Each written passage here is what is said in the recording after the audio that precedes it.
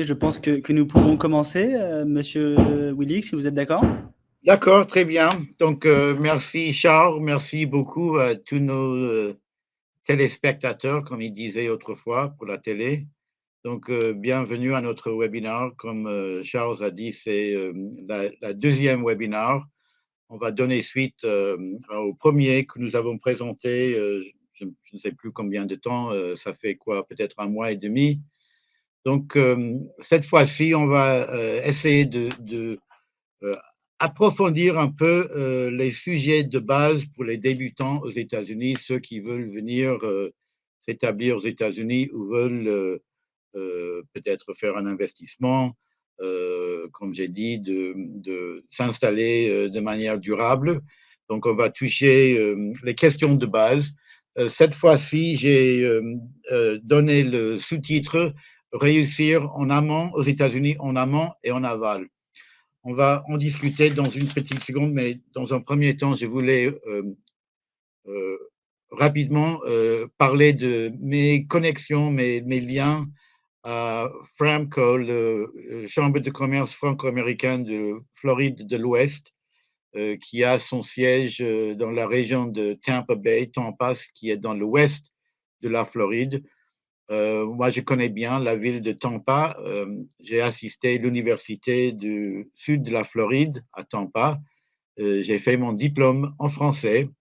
Ensuite, je suis allé en France. J'ai fait une grande école de commerce en France. J'ai fait aussi l'INALCO, l'Institut national de langues et de civilisation orientale. J'ai fait aussi deux brevets à l'Institut de droit comparé, qui fait partie de l'Université de Paris 2. Ensuite, j'ai assisté la faculté de droit aux États-Unis. Je me suis formé en tant qu'avocat. Et ensuite, j'ai tenté le coup de passer l'examen du barreau de l'avocat en France. Heureusement, j'y ai réussi. Je suis très reconnaissant de l'avoir tenté quand même. Donc, je suis avocat en Floride. Je suis aussi avocat inscrit au barreau de Paris en France. Je suis aussi médiateur en Floride, ainsi que Civil Law Notary, qui est une forme de notaire calquée sur le notaire classique comme on trouve en France, en Belgique et ailleurs. On va parler un peu de cela dans quelques minutes. Et je suis aussi chroniqueur du Courrier des Amériques, un journal qui se trouve sur papier, mais aussi en ligne. Donc, vous pouvez voir chaque mois une colonne, une chronique que je publie dans ce journal. Donc, on va parler aujourd'hui de amont et aval. C'est un terme, ou deux termes plutôt, que j'ai appris quand j'étais à l'école de commerce en France. Je ne sais plus si c'était dans le cours d'économie ou de comptabilité, mais on parlait de amont et aval. Je vous avoue que j'étais un peu perplexe par ces termes au début. Euh, il y a une définition classique. Amont, c'est la partie d'un processus ou d'une activité qui se situe vers l'origine, et aval, c'est la partie d'un processus ou d'une activité qui est la plus proche du point d'aboutissement. Aujourd'hui, on va présenter ce thème dans l'optique de débuter aux États-Unis, mais de le faire accompagner et de vous faire accompagner de manière la plus efficace, parce que c'est vrai qu'on peut faire de mauvais pas, soit en amont ou en aval, mais nous allons discuter comment vous pouvez réussir, même si vous faites un faux pas au début ou à la fin. Donc, dans ce cadre, j'aimerais d'abord commencer avec une petite note d'un professeur français de droit, professeur René David, qui était spécialiste du droit comparé. Il a fait plusieurs livres sur les différents systèmes de droit, notamment les grands systèmes du droit contemporain. Et il a dit le suivant concernant les avocats aux États-Unis particulièrement. Donc, professeur David a écrit: l'Américain admis à exercer la profession de juriste devient un lawyer le mot n'a pas d'équivalent à proprement parler, ni en français, ni en anglais britannique, car l'organisation professionnelle des juristes est en France comme en Angleterre très différente et permet difficilement les comparaisons au système américain. Professeur David continue. Un petit nombre adoptera la spécialité de trial lawyer et apparaîtra en justice pour procéder dans les procès civils ou criminels aux interrogatoires et contre-interrogatoires qui caractérisent l'audience publique aux États-Unis. À vrai dire, c'est un peu plus compliqué que ça, mais c'est vrai que c'est une minorité qui sont vraiment des trial lawyers aux États-Unis. Professeur David continue, la majorité s'occupera de questions non contentieuses remplissant le rôle de nos notaires en France, en Belgique, etc., avec la différence qu'il est beaucoup plus fréquent aux USA d'avoir recours à son lawyer qu'il ne l'est en France de rechercher le conseil d'un homme de loi, que ce soit un notaire ou un avocat. Et professeur David rajoute ensuite une petite note utile. Le notary public américain n'est pas un lawyer et n'a rien à voir avec le notaire français. Le notary public américain est une personne qui a reçu le pouvoir d'attester les signatures de ceux qui le demandent pour une raison ou pour une autre. La qualité de notary public ne demande aucune capacité particulière, ce qui reste plus ou moins vrai encore aujourd'hui. Donc, on va commencer par la première étape. Et pour ceux qui n'ont pas pu assister à notre premier webinaire, il est toujours disponible sur le site web de Framco. Et je pense que Charles va vous donner les instructions comment connecter avec Framco et voir. Je pense que c'est sur la chaîne YouTube de Framco et il va vous expliquer comment faire. Donc, on a commencé par les matières de base pour les débutants. Comment faire pour arriver aux États-Unis, comment faire pour se loger un business, exploiter une activité professionnelle et finalement la fin d'un séjour. Donc, on va commencer par les visas parce que les visas, il y a deux catégories, on a discuté la dernière fois, immigrés et non immigrés. On ne va pas entrer dans les détails des visas aujourd'hui. Donc, je vous suggère de voir pour les détails le webinaire qui est sur la chaîne YouTube de Framco. Mais il est peut-être important à dire que même pour un visa, il est peut-être mieux d'avoir votre accompagnement en amont, c'est-à-dire pour faire une sorte d'imagerie en amont, vous montez à Val, vous descendez, et il semble peut-être plus logique de dire ah oui, la descente c'est beaucoup plus facile, c'est plus vite, ça dépend. Donc pour nous aujourd'hui, l'amont c'est le début et l'accompagnement au début, parce qu'on peut demander un visa tout seul, on a le droit. Le plus souvent, le visa ESTA, qui est aujourd'hui le substitut du visa waiver, c'est-à-dire le visa qui n'est pas demandé au préalable, alors que maintenant il est, parce que ESTA, il faut demander sur Internet avant de venir aux États-Unis. Mais le visa ESTA, c'est l'équivalent d'un visa de tourisme, mais ça peut être aussi un visiteur d'affaires. Donc, le ESTA, c'est difficile, peut-être parce que vous demandez en ligne d'avoir l'accompagnement, mais vous avez la possibilité quand même de consulter avec un avocat, même avant de demander le visa ESTA. C'est vrai que même avec l'application pour le visa ESTA, on peut faire des erreurs qui peuvent avoir des conséquences néfastes ultérieurement pour le demandeur du visa. Mais le plus souvent, pour rester de manière durable aux États-Unis, on va demander un visa qui est peut-être un peu plus compliqué, que ce soit un visa immigré ou un visa non immigré. On a parlé la dernière fois du visa E2, le visa L1, le visa H1 H1B. Donc, ce sont des visas qui vraiment exigent, ou on peut dire que c'est conseillé d'avoir un, un bon accompagnement en amont. Donc, il y a beaucoup d'avocats qui font de la promotion du droit de l'immigration. Et c'est vrai que souvent pour les visas dont j'ai fait mention, le visa E2, le visa L1, c'est très intensif du point de vue des informations qu'il faut fournir aux États-Unis pour trancher la décision sur l'octroi du visa. Donc, ça, c'est le moment opportun d'avoir un bon accompagnement parce que c'est vrai qu'il y a des événements qui peuvent survenir par la suite qui peuvent se prouver un peu difficiles, notamment pour les visas, les demandes de visa. Il arrive souvent que le service d'immigration demande des informations additionnelles. Et c'est normalement, on dit dans notre profession, RFE, RFE, Request for Evidence.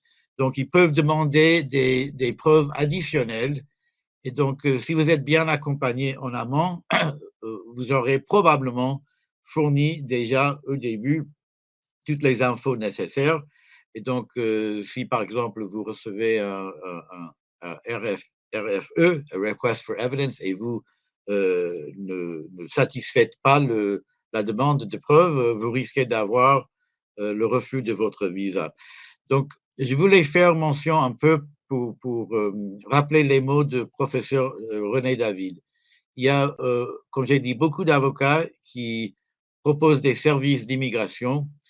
euh, L'immigration relève des lois fédérales aux États-Unis, donc vous pouvez avoir recours d'un avocat dans l'État où vous pensez vous établir, ou vous pouvez demander n'importe quel avocat aux États-Unis qui est admis dans un État en tant qu'avocat. Cette personne est autorisée à prêter des services d'immigration pour quelque autre État.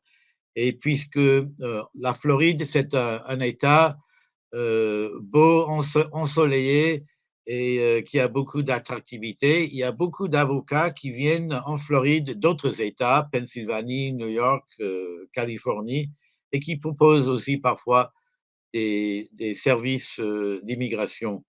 Mais très souvent, pour les visas les plus compliqués, comme le visa E2, par exemple, le visa d'investisseur, ou le visa L1, qui est le visa pour un cadre qui est muté ou transféré aux États-Unis pour démarrer une activité professionnelle. Il y a beaucoup de détails à divulguer au service d'immigration. Donc, il faut aussi très souvent, et on va en discuter ultérieurement, de peut-être constituer une société ou une compagnie LLC qui va servir du véhicule pour exploiter une activité professionnelle. Donc, pour, pour, pour mieux vous accompagner, il est peut-être mieux de choisir un avocat dans l'État qui puisse faire non seulement les services d'immigration, mais aussi l'organisation, la constitution de la société qui va servir de véhicule. On a discuté, comme je répète la dernière fois, des détails de pourquoi on veut avoir une société, une compagnie LLC. Très souvent, les Français ou les Belges ou les autres étrangers qui achètent des biens immeubles aux États-Unis sont conseillés soit par un, un notaire, un notary public, ou bien un agent immobilier de créer une LLC pour détenir le bien. Et c'est une couche de protection. Mais ce n'est pas vrai que la formule exacte va servir toute personne de la même manière. Donc, il vaudrait mieux d'avoir un conseil compétent qui peut vous dire d'abord la différence entre une société et entre une compagnie LLC, et qui peut vous expliquer les inconvénients, les avantages de l'un ou de l'autre. Aussi pour la constitution de la société. C'est vrai qu'il y a des avocats des autres États qui parfois font la constitution eux-mêmes de la société en Floride, mais aussi souvent, ils font recours à un autre avocat sur place et ça risque de vous coûter un peu plus cher. Donc, en général, on va voir que l'accompagnement en amont est plus efficace et moins coûteux parce que l'aval, normalement, c'est après une erreur a été faite. Par exemple, vous avez déposé votre demande de visa vous-même, vous n'avez pas fourni toutes les infos nécessaires pour l'octroi du visa et donc vous vous trouvez dans une situation où vous avez à fournir encore quelques explications, quelques documents, etc. Donc, si vous n'avez pas eu votre accompagnement au début, vous allez peut-être voir qu'il s'avère nécessaire en aval d'engager un avocat qui pourrait vous aider ou vous extriquer même d'une situation difficile. Je me rappelle un client d'il y a longtemps qui a fait une petite erreur de mauvaise compréhension dans un formulaire de visa. Il avait indiqué qu'il n'avait pas visité les États-Unis alors qu'il avait visité plusieurs fois. Euh, le gouvernement des États-Unis a considéré que c'était une réponse mensongère et donc il a été interdit sur le territoire des États-Unis et il n'est pas revenu depuis déjà une trentaine d'années. Donc les conséquences peuvent être très très dures. Donc parfois un notary public peut aider quelqu'un à remplir un formulaire, donc un formulaire d'immigration aussi bien que n'importe quel autre formulaire. Mais le notary public, même qu'il soit tenté de le faire, n'est pas autorisé à conseiller le client. Il a l'autorisation uniquement d'aider à remplir le formulaire et pas d'engager un débat ou une discussion de s'il est mieux de répondre de cette façon ou d'une autre façon, comment répondre. Donc, ce n'est pas vraiment le rôle du notary public et comme le professeur René David a dit, le notary public n'est pas du tout un notaire en France, ce n'est pas un professionnel de droit, donc faites très attention. Il y a même une loi en Floride, parce que nous avons une grande population hispanophone, qu'on ne peut pas faire des annonces publicitaires avec le mot de notario en espagnol ou notaire en français, parce qu'on considère que c'était une sorte de, comment dire, une façon de confondre les gens et de faire croire que le notary public a les mêmes qualités, les mêmes qualifications qu'un notaire. Donc, j'ai mentionné brièvement le civil law notary. Un civil law notary en Floride, c'est une forme de notaire qu'on a créée par la législation en Floride il y a une vingtaine d'années, notamment pour niveler la situation avec tous les partenaires économiques de l'État de la Floride, parce que nous avons tout autour de nous des pays, le Mexique, le Québec, beaucoup de pays en Amérique du Sud qui utilisent ce système de notaire. Donc, on avait créé le Civil Law Notary.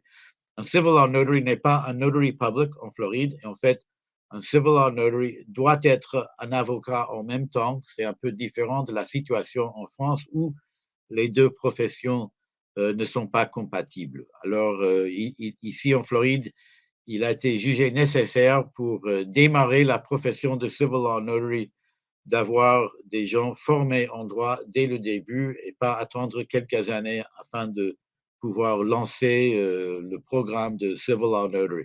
Mais un Civil Law Notary en Floride peut vous aider aussi avec ces démarches, que ce soit d'immigration, parce que, comme j'ai dit, un Civil Law Notary en Floride est aussi un avocat. Non seulement un avocat, mais un avocat avec quand même une certaine expérience, 5 ans d'exercice en tant qu'avocat.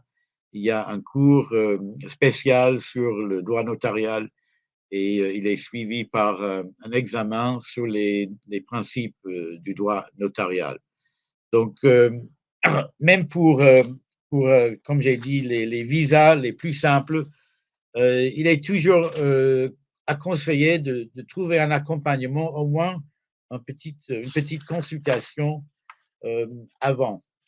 Donc, imaginons que vous avez eu votre visa, vous arrivez aux États-Unis, vous voulez rester, il faut se loger quelque part. Donc, si vous venez en vacances, probablement vous allez vous loger dans un hôtel ou dans une location à court terme du type Airbnb. Euh, donc, si vous allez vouloir établir une affaire en Floride, il va aussi être nécessaire à loger votre business, votre affaire. Donc, vous avez toujours des choix, louer, acheter, mais dans les deux hypothèses, vous allez toujours faire mieux d'engager quelqu'un, un professionnel de droit pour vous aider. J'ai eu une enquête l'autre jour d'un couple qui a payé ou déposé une caution de 14 000 pour un appartement. Et par la suite, le propriétaire n'a pas voulu rendre cet argent à la suite de la fin de la location. Donc, c'est déjà quelque chose qui pourrait peut-être vous convaincre qu'il est mieux d'avoir, même pour une location résidentielle, surtout s'il est au niveau d'une caution de 14 000 dollars. Typiquement, la caution vaut un mois de loyer. Donc, c'était un appartement qui se louait au prix de 14 000 dollars par mois. Donc, ça fait plus de 150 000 dollars par an. Donc, on peut voir aisément que il y a un risque pour ces 14 000 dollars. J'ai eu d'autres clients, un Québécois notamment, qui arrive tous les ans en Floride pour l'hiver. Et lui, typiquement, il loue un appartement. Et après les premières expériences, il vient chez moi tous les ans pour être sûr que la situation sera claire. Il va savoir notamment comment la caution sera tenue par le propriétaire, dans quelle banque, dans quel compte, sous quelles conditions, avec le paiement des intérêts ou pas. Et naturellement, il devient plus important à la fin du bail ou de la location pour mieux assurer que vous allez récupérer cet argent sans problème. Donc, la question du logement d'une affaire, c'est encore plus compliqué parce que là, vous entrez dans le domaine des baux commerciaux qui suit des règles un peu différentes qu'un bail résidentiel. Il y a aussi normalement l'obligation d'une caution, mais il y a aussi typiquement des conditions beaucoup plus pointues pour une affaire commerciale.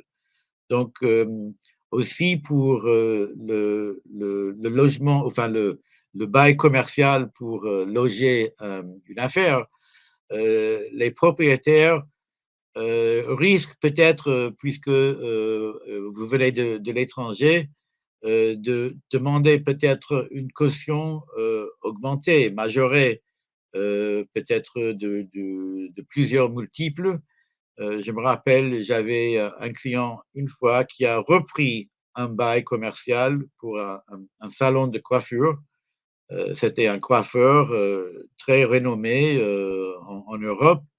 Et pourtant, le propriétaire, c'était un petit centre commercial, il voulait une caution additionnelle pour la personne qui reprenait le bail.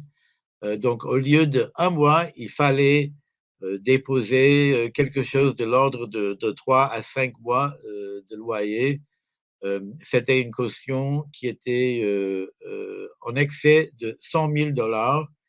Et la justification du propriétaire, c'était notamment, il a dit qu'il ne veut pas être obligé à poursuivre son locataire jusqu'en Europe pour récupérer cet argent. Donc, pour mieux assurer le règlement des loyers, il a demandé une caution, comme j'ai dit, beaucoup, beaucoup d'argent. 100 000 dollars, c'est beaucoup pour une affaire, pour une location, sauf pour les plus grandes locaux de l'ordre d'une une usine même.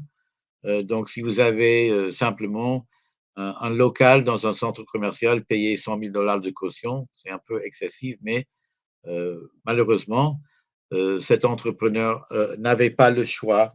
Donc là encore, c'est un exemple de mieux assurer en amont votre situation vis-à-vis du propriétaire de votre location et encore plus pour la location commerciale. Donc, vous avez trouvé votre logement, vous avez trouvé votre local et vous voulez lancer votre affaire, vous avez eu votre visa. Donc, même pour la vie active, on peut dire que on est pratiquement en recherche continue de conseils. Euh, je me rappelle quand j'étais étudiant à la faculté de droit aux États-Unis, je lisais un livre sur le droit commercial à l'époque.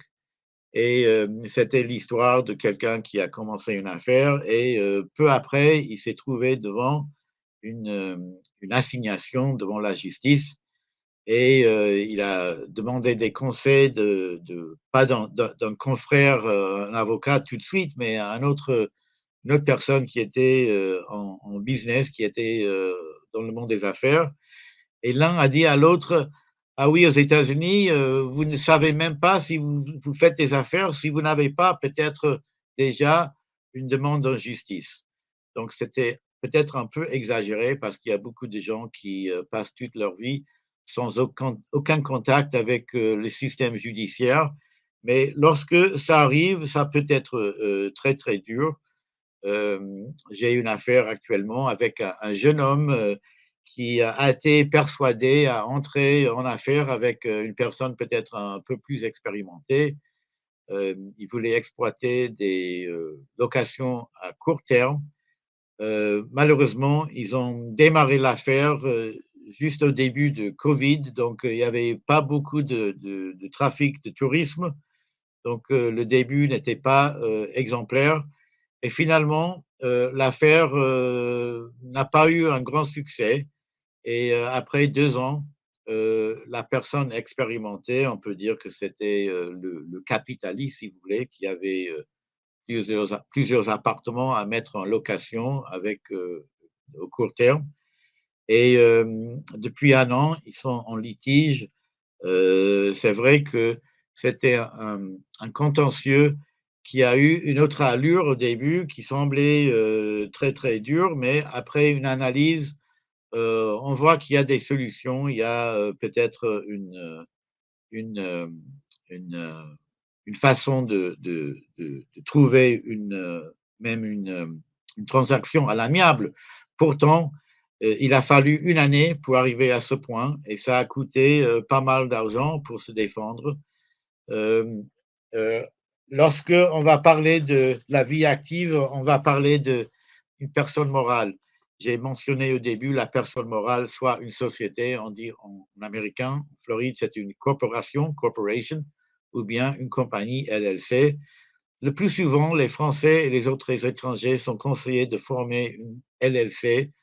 Peut-être c'est une question de mode. Corporation et LLC, ce sont deux animaux différents et qui obéissent chacun des règles différentes. Donc, au lieu de dire, ah voilà, mon notary public ou mon agent immobilier m'a conseillé de constituer une LLC, donc je vais sur le site web de la division des corporations en Floride, un peu comme le registre de commerce, où on peut facilement, rapidement constituer une société ou une LLC. Mais ça, c'est juste le début, c'est pas la fin. Il y a beaucoup de documentation interne qui soit euh, nécessaire, soit à conseiller pour vous mieux garantir moins de problèmes parce que il y a de la jurisprudence qui permet une personne à attaquer non seulement la société, mais les personnes derrière la société, si par exemple certaines formalités n'ont pas été respectées pendant la vie de la société ainsi constituée. Donc là encore, il faudrait mieux, même si vous avez un avocat de New York qui va demander votre visa pour votre restaurant ou votre pâtisserie ou boulangerie en Floride, vous ferez mieux d'avoir un avocat local, surtout pour constituer et organiser les mécanismes internes de votre compagnie, de votre LLC. Donc, euh, il y a aussi, j'ai mentionné le lieu de travail, le bail, et peut-être il y aura au fur et à mesure d'autres questions qui vont arriver, qui vont survenir. Par exemple, si vous avez un bail commercial, vous êtes tenu non seulement à payer la location, mais typiquement, vous êtes tenu à payer la taxe foncière pour le propriétaire, ainsi que de payer une police d'assurance. Donc, ce sont des choses que, comme j'ai dit, le Notary Public probablement ne va pas pouvoir vous aider, ni l'agent immobilier, qui a un rôle assez limité, vraiment les deux. Mais si vous allez avoir des employés, des salariés, et pour demander un visa E2, tôt ou tard, vous allez avoir des salariés, sinon vous risquez peut-être de perdre votre visa lorsqu'il s'agit du moment de renouveler votre visa E2, qui, depuis le Covid, c'est après 2 ans. Avant Covid, il donnait typiquement pour 5 ans, avant l'obligation de renouveler. Mais il faut que votre affaire soit rentable pour pouvoir renouveler. Et pour le visa E2, c'est le visa d'investisseur, c'est un visa qui est très valable parce que même s'il s'agit d'un visa non immigré, c'est un visa qui peut être renouvelé pratiquement sans limite tant que votre affaire tourne et tourne bien de manière bénéfique. Donc, si vous allez exploiter votre affaire pendant 30 ans, vous allez mieux faire pour vous faire accompagner en amont et pas en aval, parce que, comme j'ai dit, en aval, pratiquement toujours, ça va vous coûter plus cher. Donc, je voulais mentionner un peu sur la propriété industrielle. On a touché cela sur le webinaire, le premier webinaire. Et typiquement, pour une affaire, il y a certaines propriétés intellectuelles ou industrielles qui sont très importantes. Par exemple, une marque de commerce, soit votre propre marque pour protéger les droits, soit une marque qui est prêtée, peut-être, ou licenciée, on peut dire. Il y a une licence pour l'utilisation d'une marque qui souvent accompagne, par exemple, un contrat de franchise. Parce que la franchise, c'est un système clé en main, on peut dire. On vous donne tous les moyens, le mécanisme pour faire une affaire réussie, parce que c'est un système réussi. Donc, vous avez l'orientation et tous les éléments nécessaires pour réussir. Ça ne veut pas dire forcément que vous allez réussir. Donc, encore, il y a certaines divulgations que le promoteur de la franchise doit vous présenter avant votre signature. Et le plus souvent, vous allez peut-être recevoir cette divulgation avant même d'avoir constitué une société, une compagnie LLC pour exploiter la franchise. Euh, la franchise n'est pas toujours facile, donc je vous conseille d'engager votre concessionnaire au premier moment. Euh, j'ai eu contact avec une personne qui a signé un contrat de franchise même avant de constituer sa société. Ensuite, il a constitué une LLC pour exploiter la franchise. Il y a eu une dispute entre le franchiseur et le franchisé. Le franchisé a appris par la suite, d'abord, il a dépensé beaucoup, beaucoup d'argent pour se défendre lorsque le franchiseur a porté plainte devant une juridiction civile. Une somme faramineuse. Donc, j'ose même pas le dire, c'était une somme incroyable. Et au point où cette personne a voulu abandonner sa compagnie LLC et se défendre lui-même, mais il a appris en faisant cela que il y avait un principe de droit qui interdisait la personne physique de poursuivre les droits qui sont attribués à la société, même si la société a été constituée par la suite. Donc, c'était une situation très, très difficile. Cette personne tente de nager lui-même contre un courant et c'est vraiment une galère. Donc, une franchise, ça semble peut-être d'emblée facile, mais ça peut être aussi compliqué, voire plus compliqué qu'un contrat ordinaire. Mais pour tout contrat, je vous conseille vivement d'engager, de saisir un avocat en amont, parce que si vous saisissez l'avocat en aval, il y aura peut-être beaucoup plus de travail à faire pour régler votre situation. Donc, pour parcourir rapidement, j'ai mentionné la marque de commerce, mais il y a aussi les droits d'auteur qui peuvent protéger plusieurs éléments d'une affaire et qui font partie aussi d'une franchise. Par exemple, le manuel du système est protégé par un droit d'auteur. Vous n'avez pas le droit de recopier le manuel et former votre propre franchise à base de cela et promouvoir votre franchise à vos propres clients en Europe ou ailleurs. Mais il y a aussi les brevets.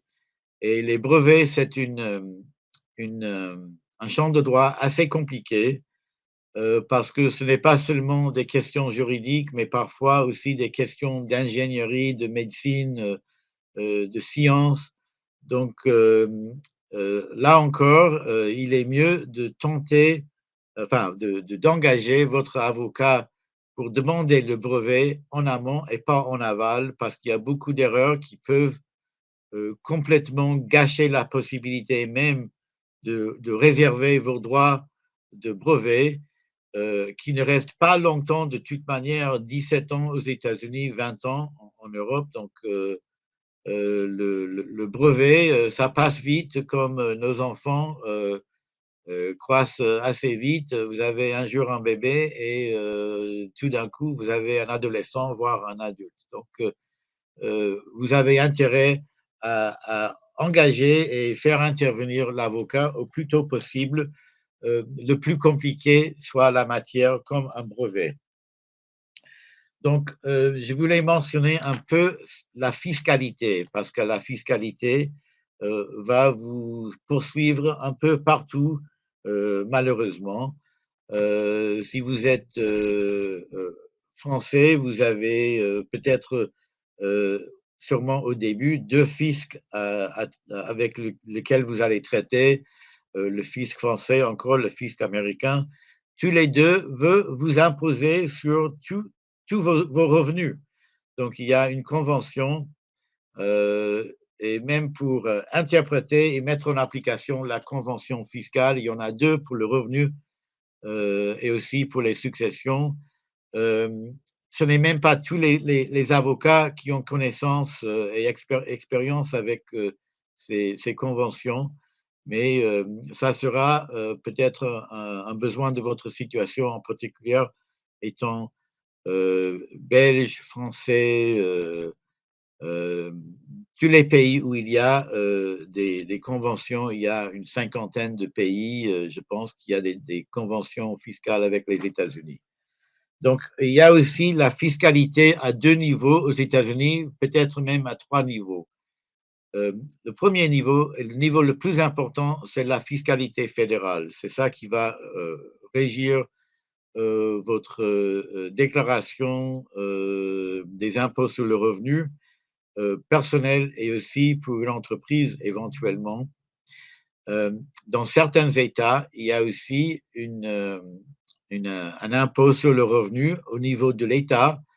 C'est vrai de deux grands États qui sont très recherchés par les étrangers, New York et la Californie. Il faut payer très cher d'ailleurs, des impôts, non seulement au gouvernement fédéral des États-Unis, mais aussi au gouvernement de l'État de la Floride. Non, en Floride, on n'a pas d'impôt sur le revenu des individus. Mais à New York, il y a un impôt sur le revenu au niveau de l'État ainsi qu'au niveau de la ville de New York. Et c'est vrai, en Californie, vous avez un impôt sur le revenu au niveau de l'État de la Californie et aussi dans certaines villes comme San Francisco, il y a aussi un impôt sur le revenu au niveau, on peut dire, municipal de la ville de San Francisco. Donc, vous avez une triple fiscalité, une triple imposition. Et même pour les gens qui veulent s'échapper de Californie, et moi j'en connais parce que j'ai quelques cousines qui sont venues vivre en Floride et la Californie voulait les retenir au moins fiscalement le plus longtemps possible. Donc, même la façon d'échapper des griffes fiscales pardon, de la Californie, c'est pas évident. Donc, je vous conseille vivement de trouver un conseil en amont encore et pas en aval, parce qu'en aval, non seulement l'avocat risque de vous coûter plus cher, mais vous aurez probablement des pénalités, des intérêts à payer, et donc votre note fiscale va être augmentée ainsi par le fait que il y a eu des mauvais pas en amont qui doivent être rectifiés en aval. Donc, le dernier sujet qu'on a touché sur le premier webinaire, et on va mentionner rapidement, c'est la fin de séjour. Et c'est vrai que pour beaucoup qui veulent s'établir de manière stable aux États-Unis, euh, on souhaite qu'il n'y a pas de fin de séjour. J'ai eu un monsieur il y a quelques semaines qui est marié avec une Américaine depuis 35 ans et il faisait le va-et-vient aux États-Unis, entre l'Europe et les États-Unis, et maintenant ils veulent rester durablement aux États-Unis.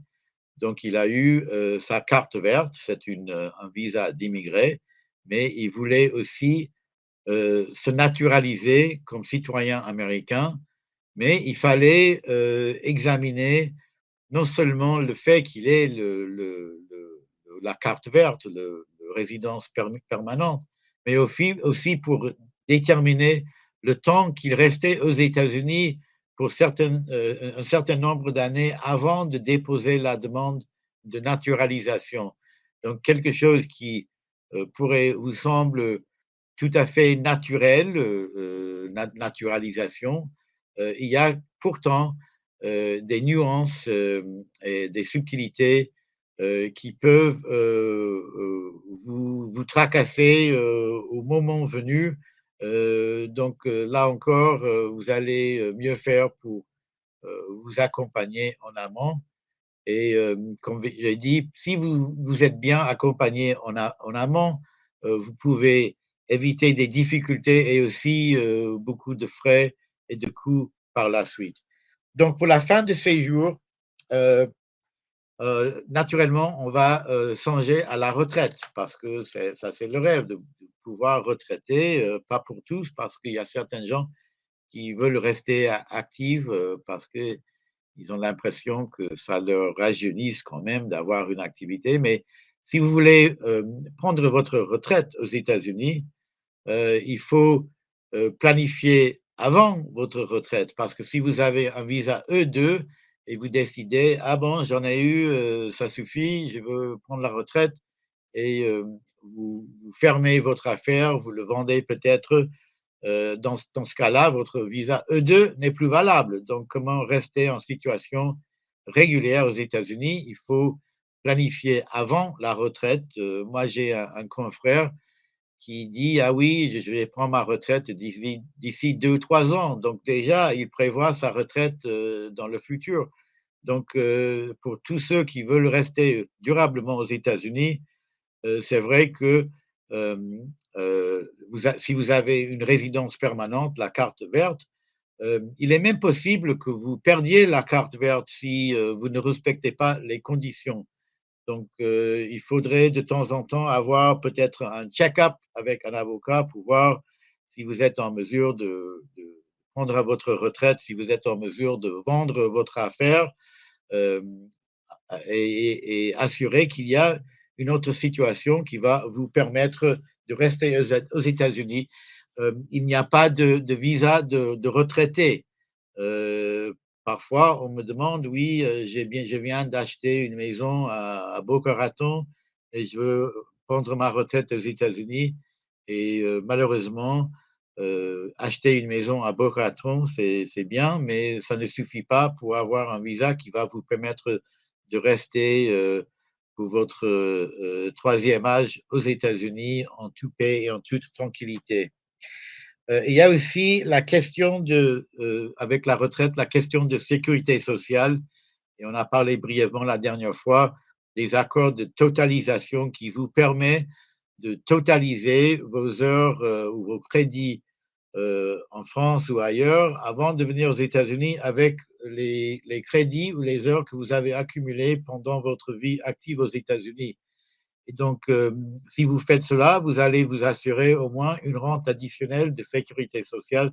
Si vous ne le faites pas, vous avez la possibilité de perdre l'un et l'autre et ne pas avoir du tout cette, cette rente additionnelle supplémentaire. Et donc, finalement, pour la retraite, il y a aussi le après-retraite, malheureusement. Il faut penser à après notre existence sur la Terre, qu'est-ce qu'on va faire avec nos biens? Peut-être vous avez vendu votre affaire, mais vous avez reçu une somme d'argent. Donc, vous avez quelque chose, soit que vous allez laisser à vos enfants, soit que vous allez donner à une association caritative. Euh, donc, vous avez le estate planning pour mieux savoir comment vous allez faire pendant la retraite et à la suite de la retraite. Et souvent, on me dit, ah oui, mais à la suite de la retraite, après mon décès, c'est fini, je m'en fiche après cela. Pourtant, si vous voulez faciliter les choses pour vos enfants ou les ayants droit, et surtout si vous n'avez pas d'enfants, à savoir organiser votre plan pour savoir que seront le destin, le sort de vos biens par la suite, comme j'ai dit, si vous arrivez à un âge où vous n'avez plus de parents, vous n'avez pas d'enfants, euh, il faut déterminer où va votre fortune à la suite d'un décès, euh, que ce soit avec un testament ou sans testament. On a parlé des trusts, peut-être, vous avez entendu ce mot si vous avez examiné la vie aux États-Unis. Peut-être si Charles et Franco sont d'accord, on peut organiser prochainement un webinaire sur ce sujet spécifiquement, qui est très compliqué et vraiment une heure d'explication ne suffit pas et ça ne prend jamais la place d'une consultation faite sur mesure pour votre situation. Donc, je vois que pour mon heure, il est moins 10. Donc, je ne sais pas si on peut permettre nos auditeurs à poser des questions. C'est vrai que je ne pourrais pas probablement donner des questions, des réponses plutôt très détaillées pour votre situation. Donc, si vous avez une question très détaillée ou très compliquée, que ce soit une question théorique ou une question d'actualité dans votre vie, vous allez voir à la fin mes coordonnées et vous avez évidemment l'invitation de prendre contact avec moi personnellement et directement si vous avez des questions précises. Donc, merci Charles et merci à tous nos téléspectateurs, auditeurs. Voilà les infos pour me contacter. Et donc, je reste à votre disposition à Miami ou ailleurs. Merci beaucoup, Maître Willy. Alors, encore une fois, je vais revenir exactement sur ce que vous venez de dire. Effectivement, nous avons pas mal de questions à répondre. Si vous avez une situation personnelle vous-même avec des détails, avec des choses importantes à noter, contactez Monsieur Willy directement parce qu'on va essayer d'y répondre généralement aux questions. On ne pourra pas rentrer dans les détails. Contactez-le. Vous voyez, il me semble, sur votre écran son adresse email, son numéro de téléphone, donc n'hésitez pas à le contacter. Et donc, Monsieur Willick, si vous êtes d'accord, on va commencer avec une petite question. C'est une question de Teddy. Alors, est-ce qu'un visa ESTA suffit pour venir visiter des commerces à acheter? Et est-ce qu'il peut être reconduit à chaque sortie du territoire américain s'il désire revenir visiter? En fait, je traite très peu avec les visas ESTA pour cette même raison, mais je peux vous dire que, étant l'équivalent d'un visa de tourisme ou un visiteur d'affaires, oui, vous pouvez venir avec un visa ESTA. Vous pouvez examiner différentes possibilités d'affaires, étudier un marché. Il y a même certaines conditions où vous pouvez faire un certain travail à condition que vous ne soyez pas rémunéré aux États-Unis même. Mais pour répondre à la question précise, oui, vous pouvez venir en visa ESTA et étudier un marché éventuellement que vous souhaitez conquérir aux États-Unis par la suite. Et une autre question de Teddy. À quel moment des démarches pour venir s'installer en Floride doit-on faire appel à un avocat? Et donc, sûrement à vous, Maître Willig. Est-ce que c'est au moment de la recherche du commerce ou bien au moment où nous avons trouvé ce dernier? Alors, et je pense que je vais déjà répondre. On a déjà un petit peu répondu lors du webinaire. Le plus tôt sera le Allez-y, mieux. Charles. Le plus tôt sera le mieux, je pense. Oui, Mieux vaut prévenir que guérir. Et vous pourrez en fait aider avec toutes ces démarches justement qui arriveront par la suite, c'est ça? oui. Et je peux vous donner un exemple. Euh, Parce qu'il y a une sorte de règle d'intégralité, on dit des contrats écrits. Et donc, vous pouvez voir une affaire, discuter avec le propriétaire ou vendeur de l'affaire. Parfois, il y a aussi des agents immobiliers pour vendre des fonds de commerce. Et entre les discussions et le contrat, euh, vous allez être tenu par le contrat et plus maintenant par les discussions. Donc, si on vous a promis quelque chose et par la suite, cette promesse n'a pas été intégrée dans votre contrat écrit d'acquisition de l'affaire, c'est une promesse qui sera perdue. Donc, pour être sûr que vos promesses correspondent à votre contrat, il est mieux de saisir l'avocat au plus tôt moment, le plus tôt pour assurer que vous allez avoir l'affaire que vous pensez avoir eue. Je pense que c'est très clair. Alors ensuite, on va passer à une question de Patrick qui déjà pour commencer, vous remercie de tenir compte des Belges. Parce Oui, qu'effectivement, on aura mentionné les Belges pas mal de fois. Il demande, est-ce qu'il y a une solution pour éviter les no-go dans une oui. demande de travail aux USA? Et je pense aussi que... Allez-y.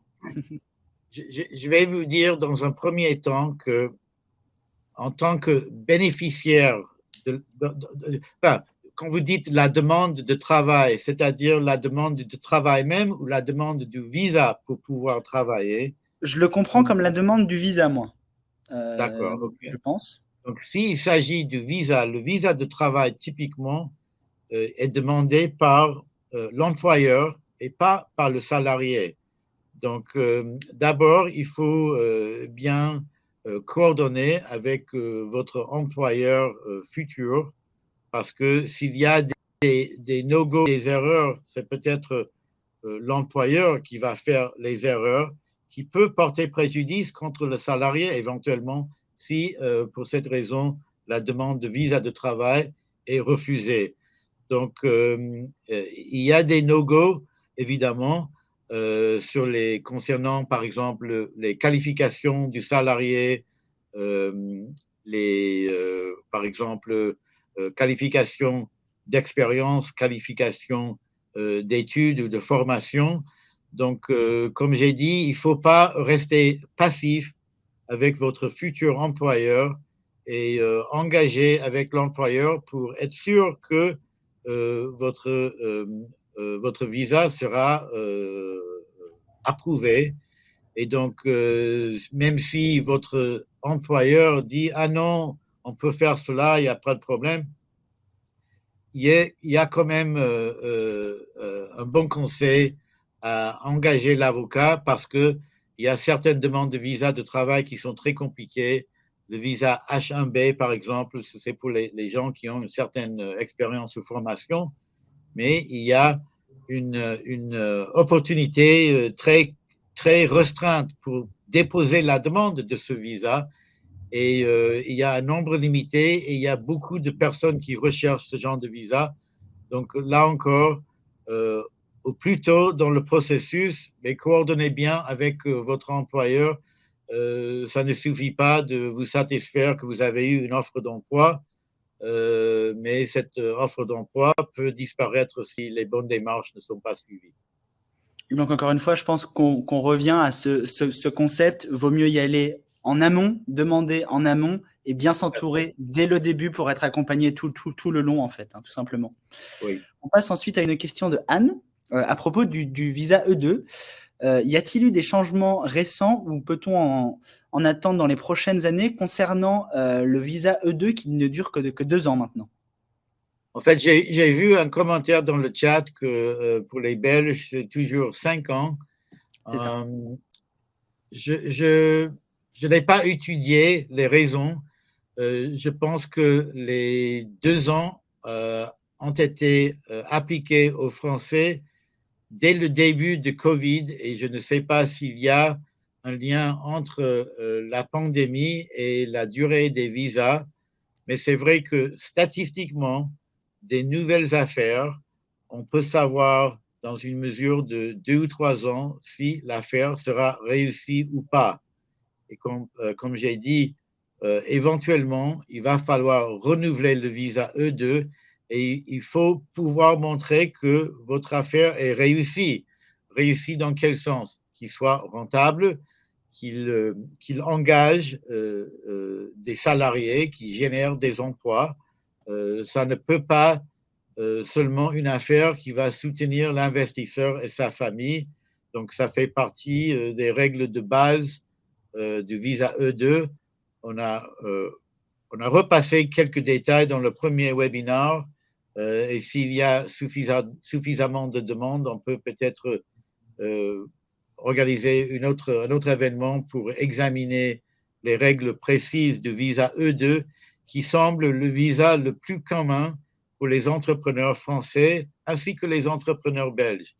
Mais c'est vrai qu'il y a un consulat américain à Bruxelles, il y a aussi un consulat américain à Paris, mais ils s'opèrent de manière indépendante, même s'ils suivent les mêmes règles, mais ils ont quand même une certaine faculté pour prendre des décisions.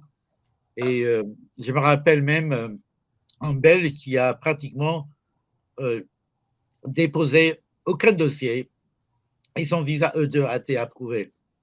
Donc, pardon, c'est une question de beaucoup d'aspects aléatoires. Donc là encore, pour minimiser l'effet des aléatoires, de vous faire conseiller en amont, toujours. Pardon. Et on revient toujours au même point, vaut mieux être accompagné en amont, prévenir les problèmes et même en fait en éliminer certains de fait tout de suite. Encore une fois, je pense que c'est le plus gros conseil que nous pouvons avoir aujourd'hui. Nous revenons à une question de Teddy. Y a-t-il une solution optimale pour les enfants quand les parents qui ont un visa E2 en fait et que les enfants, la majorité? Bon, il faut déterminer une autre catégorie de visa pour les enfants. Donc, ça peut être pour les enfants un visa E2 aussi, si eux, ils sont en mesure de ramasser un capital, et ce n'est pas toujours un capital énorme qui est obligatoire pour un visa E2. C'est toujours une question de la rentabilité. Donc, les jeunes, avec la technologie, parfois, ils peuvent avoir une idée de créer un logiciel et il n'y a pas beaucoup de capital, mais qui pourrait être très rentable. Donc, on a remarqué toutes les grandes entreprises de technologie, ils sont basées aux États-Unis. Twitter, Facebook, eBay. eBay a été fondé par un Français aux États-Unis. Donc, les enfants peuvent demander un visa E2 en fonction de leur nationalité aussi. Un enfant majeur à 18 ans peut demander un visa d'étudiant pour étudier à l'université.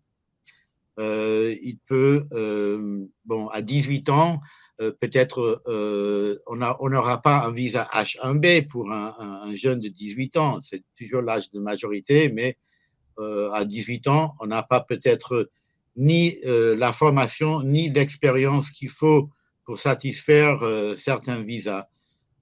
Donc, mais déjà, ça revient à mon esprit, un visa d'étudiant pour un jeune de 18 ans, pourquoi pas.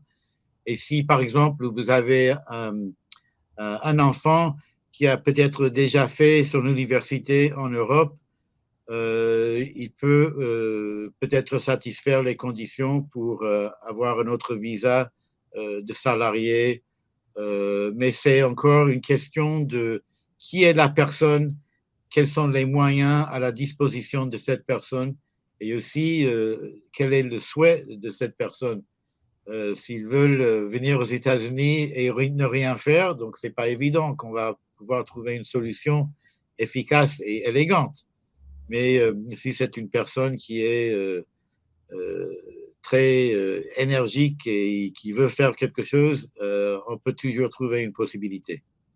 Et donc, encore une fois, on va revenir sur ce point-là. Je pense qu'il faudra aussi être bien entouré en amont de sa demande. Et quand je dis en amont, c'est pas seulement 5 ou 6 mois avant la majorité de la personne qui ne sera plus sur le visa E2, s'y prendre bien à l'avance, peut-être un an, voire plus, et être entouré d'un bon avocat pour pouvoir justement trouver des solutions et avoir le temps de faire les démarches entre-temps. Et je voulais juste dire un mot, puisqu'on est près de la fin. Euh, si vous pouvez trouver un avocat qui parle votre langue, encore mieux. Mais il faut être sûr que cet avocat puisse vous communiquer les détails aussi. Moi, je connais quelques confrères, un en particulier qui m'a dit, il a fait des études en Europe, et il dit, ah oui, je salue mon client avec bonjour, et après, on fait de l'anglais. Et si vous maîtrisez bien l'anglais, c'est bien, mais ça me rappelle un peu les gens à Paris qui vendent des articles de tourisme dans la rue, et ils connaissent les chiffres dans toutes les langues. Et ils vous posent la question, si vous êtes allemand, ils vous disent 2 dollars, 5 dollars.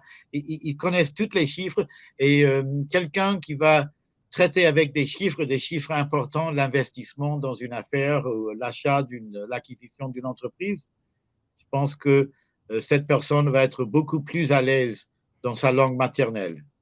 Donc, il faut vraiment même tester votre conseil d'avocat. Moi, je suis à votre dispo en français et j'ai pratiquement la même capacité en espagnol, en portugais, quelques autres langues aussi. Mais j'ai toujours fait l'effort pour me renseigner, non seulement pour simplement converser, mais aussi pour savoir le langage technique de mon métier, de ma profession d'avocat. Et c'est vrai que c'est très important, encore une fois, se faire accompagner dans sa langue et bien comprendre ce qu'on signe, ce qui se passe, etc. C'est clé pour réussir son expatriation. Donc, encore une fois, vous venez de le dire, se faire accompagner quand quelqu'un peut parler sa propre langue, sa langue natale, ça va beaucoup aider, notamment pour les gens qui arrivent ici. On sait qu'en France, en général, on arrive avec un niveau d'anglais qui n'est pas forcément excellent. Et donc, parler français tout de suite avec son avocat sera une grande aide, je pense. En tout cas, nous le recommandons. Oui. Donc, j'ai vu une dernière question, si on a le temps. C'était Teddy qui dit pensez à mettre dans le contrat la condition suspensive de l'acquisition du visa E2 également. C'est vrai que si vous allez acheter une affaire, ce n'est pas tous les vendeurs qui vont accepter une telle clause. En plus, pour le visa E2, une condition du visa E2, c'est que vous avez fait l'investissement ou vous êtes en train de faire l'investissement. Donc, c'est vrai qu'il n'y a pas de garantie. Si vous pouvez avoir une condition suspensive, mais j'ai vu rarement qu'un vendeur veut vendre avec une telle condition parce qu'il peut vendre un Américain sans une telle condition et le vendeur va vendre au prix qu'il veut avec les conditions les moins restrictives qu'il peut. Donc, c'est une bonne idée, mais ce n'est pas toujours possible de réaliser comme ça. Écoutez, Maître Willy, je ne vois pas d'autres questions pour vous pour le moment. Bon. Je crois que nous avons fait le tour. Donc, je vous remercie encore, Charles et Framco, ainsi que tous ceux qui ont assisté à notre webinaire, sachant que s'ils veulent répéter, ils auront la possibilité de revoir le webinaire sur la chaîne YouTube de Framco. Et je suppose, Charles, que vous allez donner cette information à nos auditeurs. Exactement. Alors, je tenais d'abord à vous remercier encore pour ce deuxième webinaire qui, je pense, aura aidé beaucoup de monde et qui sera disponible, comme vous l'avez dit, sur notre chaîne YouTube, je pense à partir de demain ou après-demain. Merci encore à tous les participants d'avoir été avec nous. Encore une fois, vous avez les contacts à l'écran en ce moment même de Maître Willig. Je vous invite à prendre un screenshot, à le regarder ensuite sur notre chaîne YouTube si vous n'avez pas pu le faire, mais notez bien ces informations, elles sont précieuses. Et Maître Willig pourra vous accompagner dans toutes vos démarches, donc n'hésitez pas à le contacter et on espère faire un autre webinaire avec vous très bientôt. Oui. Merci beaucoup. Et si vous n'avez pas noté les infos, vous avez toujours la possibilité de faire recours à Framco pour savoir les infos les plus actualisées en Floride et avec mes contacts aussi. C'est ça. Donc, vous pouvez nous contacter par notre site internet, par téléphone aussi. Pour notre chaîne YouTube, je vais le dire à l'oral, c'est FACC Tampa-Framco. Puisque nous faisons partie du réseau FACC et nous faisons aussi partie du réseau CCI France International, qui est le réseau des chambres de commerce françaises à l'international. Il me semble qu'il y en a 125 dans le monde. Donc, on est tous connectés comme ça. Et donc, en tout cas, on fera de notre mieux pour vous apporter notre aide et pour vous diriger vers des personnes de confiance, comme Maître Willig ici présent. Et puis, écoutez, encore une fois, n'hésitez pas à nous contacter. Nous sommes là pour vous. Donc, merci encore et je vous souhaite tous et toutes une réussite en amont, mais sinon en aval au moins. Merci à tous encore une fois et à très vite. Merci beaucoup. Au revoir, à la prochaine.